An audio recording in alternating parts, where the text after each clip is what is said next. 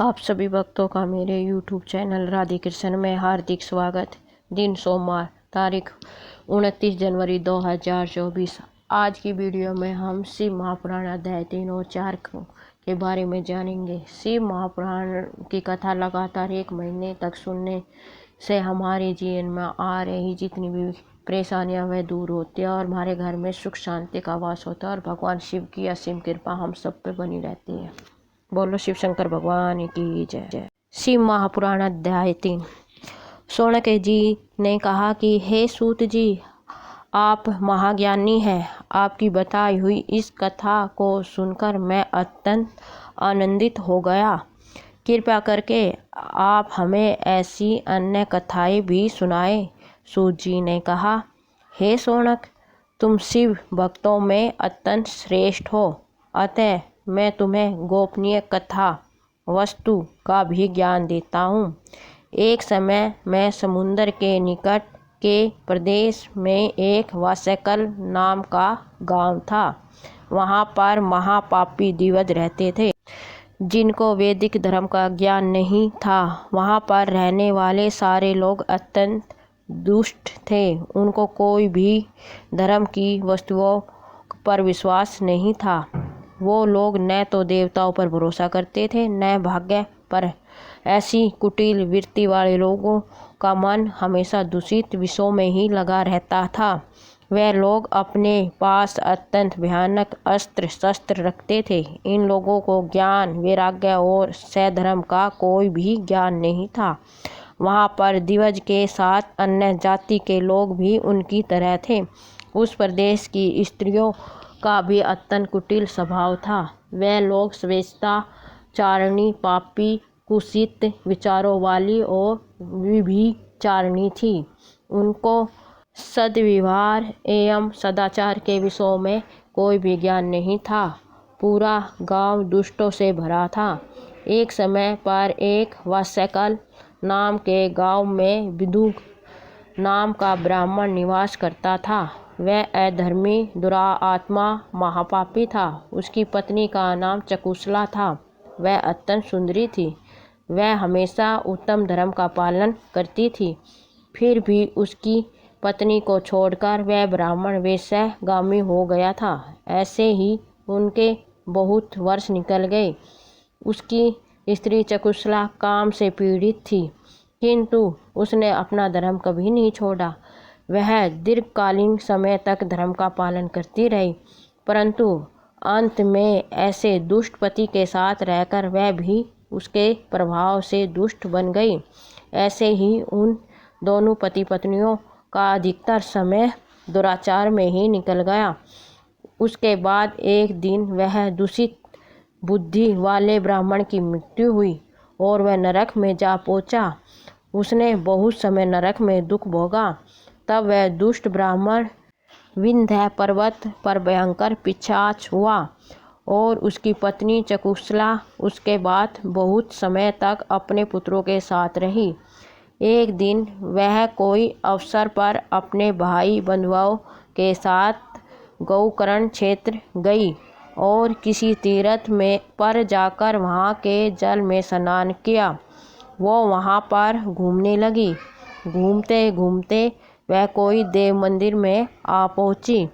वहाँ पर एक ब्राह्मण भगवान शिव की पवित्र पौराणिक कथा सुना रहे थे। चकुशला ने भी वह कथा सुनी। ब्राह्मण कथा सुनाते समय कह रहे थे, जो स्त्रियां पर पुरुषों के साथ व्यभिचार करती है, वह जब मृत्यु को प्राप्त होती है तो यमलोक में दूत उसकी योनि में जल भूई लोहे का परिघ डालते हैं। ऐसा सुनकर चकुशला भयभीत हो गई और कांपने लगी। कथा समाप्त होने के बाद जब लोग वहां से चले गए, तब चकुशला ने उस कथा सुनाने वाले ब्राह्मण से पूछा, हे ब्राह्मण, मुझे धर्म का ज्ञान नहीं है, अतः मेरे से दुराचार हो गया है। आज इस कथा को सुनने के बाद मुझे बहुत डर लग रहा है। मैं यह सुनकर भय से काँप रही हूँ। इस संसार से मुझे वैराग्य हो गया है। मेरे जैसी पापी को धिक्कार। मैं कुत्सित विषयों में फंसकर अपने धर्म से भ्रष्ट हो चुकी हूँ। मैं निंदनीय हो चुकी हूँ। मुझे किस प्रकार की घोर यातनाएं सहनी पड़ेगी और कैसी दुर्गति मिलेगी। मेरी जैसी पापी की सहायता कौन करेगा। मृत्यु के बाद वह भयंकर यमदूत जो मुझे गले में फंदे डालकर ले जाएंगे, उनका सामना मैं किस प्रकार करूंगी। नरक में मुझ जैसी पापनी के टुकड़े किए जाएंगे तो वह मैं कैसे सहन कर पाऊंगी। मैं अत्यंत पापी हूँ और हर तरह से पाप में डूब चुकी हूँ। मैं नष्ट हो गई हूँ। हे ब्राह्मण, मेरे माता पिता और गुरु आप ही हैं। मैं आपकी शरण में आई हूँ। मुझ अबला का उद्धार कीजिए। सूत जी ने कहा। चकुशला इस प्रकार से खेद और वैराग्य युक्त ब्राह्मण देवता के चरणों में गिर पड़ी। तब उस बुद्धिमान ज्ञानी ब्राह्मण ने उसे उठाया और कहा, बड़ी भाग्यशाली हो के शिव पुराण के वैराग्य प्रदान करने वाली कथा को सुनकर तुम्हें समय पर भान हो गया। हे नारी, तुम चिंता मत करो, भगवान शिव की शरण में जाओ। भगवान शिव तुम्हारे समस्त पाप तुरंत समाप्त कर देंगे। यह कहकर ब्राह्मण चकुशला को समस्त पापों को हरने वाली तथा सुख एवं सद्गति देने वाली शिव पुराण कथा की महिमा का वर्णन करते हैं। इस प्रकार शिव महापुराण 3रा अध्याय समाप्त। चकुशला की प्रार्थना से ब्राह्मण ने उसे पूरा शिव पुराण सुनाना और समय अनुसार शरीर छोड़कर शिव लोक में जा चकुशला का पार्वती जी की सखी एवं सुखी होना। ब्राह्मण बोले, नारी, सौभाग्य की बात है कि भगवान शिव की कृपा से शिव पुराण की इस वैराग्य युक्त कथा को सुनकर तुम्हें समय पर चेत हो गया। ब्राह्मण पत्नी, तुम डरो मत, भगवान शिव की शरण में जाओ। शिव कृपा से सारा पाप तत्काल नष्ट हो जाता है। मैं तुम्हें भगवान शिव की कीर्ति कथा से युक्त उस परम वास्तु का वर्णन करूँगा जिसे तुम्हें सदा सुख देने वाली उत्तम गति प्राप्त होगी। शिव की उत्तम कथा सुनने से ही तुम्हारी बुद्धि पश्चाताप से युक्त एवं शुद्ध हो गई है। साथ ही तुम्हारे मन में विषयों के प्रति वैराग्य हो गया है। पश्चाताप ही पाप करने वाले पापियों के लिए सबसे बड़ा प्रायश्चित है। सत्पुरुषों ने सब के लिए पश्चाताप को ही सब पापों को शोधक बताया है।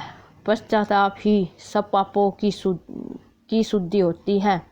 जो पश्चाताप करता है वही वास्तव में पापों का प्रायश्चित करता है, क्योंकि सत्पुरुषों ने समस्त पापों की शुद्धि के लिए प्रायश्चित का उपदेश किया है। वह सब पश्चाताप से संपन्न हो जाता है। जो पुरुष विधि पूर्वक प्रायश्चित करके निर्भय हो जाता है पर अपने कुकर्म के लिए पश्चाताप नहीं करता, उसे प्राय उत्तम गति प्राप्त नहीं होती। परंतु जिसे अपने कुकृत्य पर हार्दिक पश्चाताप होता है वह अवश्य उत्तम गति का भागी होता है, इसमें संशय नहीं है। इस शिव पुराण की कथा सुनने से जैसे चित्त की शुद्धि होती है वैसे दूसरे उपायों से नहीं होती। जैसे दर्पण साफ करने पर निर्मल हो जाता है, उसी प्रकार शिव पुराण की कथा से चित्त अत्यंत शुद्ध हो जाता है, इसमें संशय नहीं है। मनुष्य के शुद्ध चित्त में जगदम्बा पार्वती सहित भगवान शिव विराजमान रहते हैं। इससे वह विशुद्धात्मा पुरुष श्री शंभु सदाशिव के पद को प्राप्त होता है। इस उत्तम कथा का श्रवण समस्त मनुष्य के लिए कल्याण बीज है। अतः यथोचित मार्ग से इसकी आराधना अथवा सेवा करनी चाहिए। यह भवबंधन रूपी रोग का नाश करने वाली है। भगवान शिव की कथा को सुनकर फिर अपने हृदय में उसका मनन एवं निधि ध्यान करना चाहिए। इससे पूर्णतः चित्त शुद्धि हो जाती है। चित्त शुद्धि होने से महेश्वर की भक्ति अपने दोनों पुत्रों ज्ञान और वैराग्य के साथ ही प्रकट होती है, इसमें संशय नहीं है। जो मुक्ति से वंचित है उसे पशु समझना चाहिए, क्योंकि उसका चित्त माया के बंधन में है, वह निश्चय ही संसार बंधन से मुक्त नहीं हो पाता। ब्राह्मण पत्नी, इसलिए तुम विषयों से मन को हटा लो और भक्ति भाव से इस भगवान शंकर की पावन कथा को सुनो।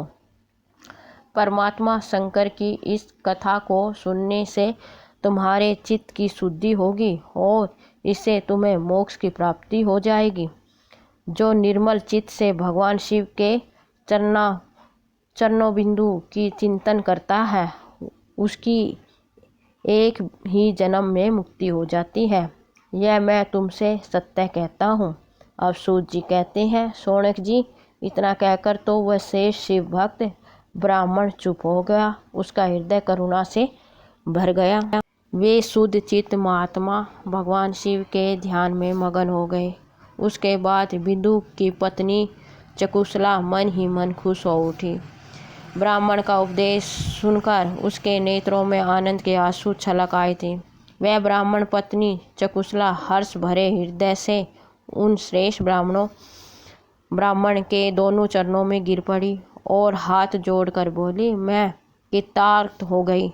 तत्पश्चात उठकर वैराग्य युक्त बुद्धि वाली स्त्री, जो अपने पापों के कारण डरी थी, उस महान शिव भक्त ब्राह्मण से हाथ जोड़कर गदगद वाणी में बोली। चकुशला ने कहा, ब्राह्मण शिव भक्तों में श्रेष्ठ स्वामिनी, आप धन्य हैं। परमात्मा दर्शी है और सदा परोपकार में लगे रहते हैं, इसलिए श्रेष्ठ साधु पुरुषों में प्रशंसा योग्य है। साधु, मैं नरक के समुद्र में गिर रही हूँ, आप मेरा उद्धार कीजिए। पुराणिक अर्थ तथ्य से संपन्न जिस सुंदर शिव पुराण की कथा को सुनकर मेरे मन में संपूर्ण विषयों से वैराग्य उत्पन्न हो गया है। इस शिव पुराण को सुनने के लिए मेरे मन में बड़ी श्रद्धा हो रही है। अब सूत जी कहते हैं, ऐसा कहकर हाथ जोड़कर उनका अनुग्रह पाकर चकुशला उस शिव पुराण की कथा को सुनने की इच्छा मन में लिए उन ब्राह्मण देवता की सेवा में तत्पर हो वहाँ रहने लगी। निरंतर शिव भक्तों में श्रेष्ठ और शुद्ध बुद्धि वाले ब्राह्मण देवता ने उसी स्थान पर उस स्त्री को शिव पुराण की उत्तम कथा सुनाई। इस प्रकार उस गोकर्ण नामक स्थान में उन्हीं श्रेष्ठ ब्राह्मण से उसने शिव पुराण की परम उत्तम कथा सुनी, जो भक्ति ज्ञान और वैराग्य को बढ़ाने वाली तथा मुक्ति प्रदान करने वाली है। उस परम उत्तम कथा को सुनकर ब्राह्मण पत्नी अत्यंत कृतार्थ हो गई। उसका चित्त शीघ्र ही शुद्ध हो गया।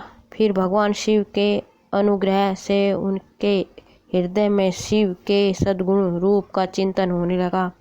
इस प्रकार उसने भगवान शिव में लगी रहने वाली उत्तम बुद्धि पाकर शिव के सच्चिदानंद स्वरूप का बारंबार चिंतन शुरू किया। तत्पश्चात समय के पूरा होने पर भक्ति ज्ञान और वैराग्य से युक्त हुई चकुशला ने अपने शरीर को बिना किसी कष्ट के त्याग दिया।